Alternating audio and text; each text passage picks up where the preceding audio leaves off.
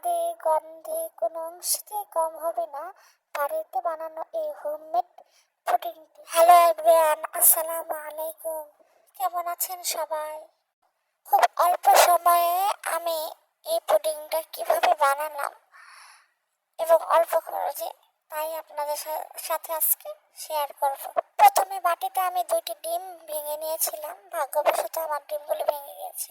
দিয়ে দিচ্ছি আধা কাপ গুঁড়া দুধ এবং আধা কাপের থেকে একটু কম চিনি। তারপরে দিয়ে দিচ্ছি আধা কাপ পরিমাণ পানি। এখন সবগুলো উপকরণ একসাথে ভালোভাবে মিশিয়ে নিতে হবে একটি হ্যান্ড উইক্সের মাধ্যমে। এখন আমি যে পাত্রে পুডিংটি সেট করবো সেখানে কিছুটা চিনি ছিটিয়ে দিয়ে তার চুলায় বসে হালকা আছে ক্যারামেল করে নিয়েছি।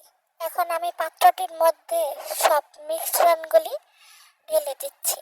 আমার মিশ্রণটি পাত্রতে ঢালা শেষ। এখন চুলাতে একটি কড়াই বসিয়ে সেখানে একটি স্টিলের স্ট্যান্ড বসিয়ে দেব। তার উপরে কিন্তু আমি পুডিংয়ের পাত্রটা বসাইয়া কড়াইয়ের মুখটা একটা বোলের সাহায্যে ঢেকে দিতে হবে।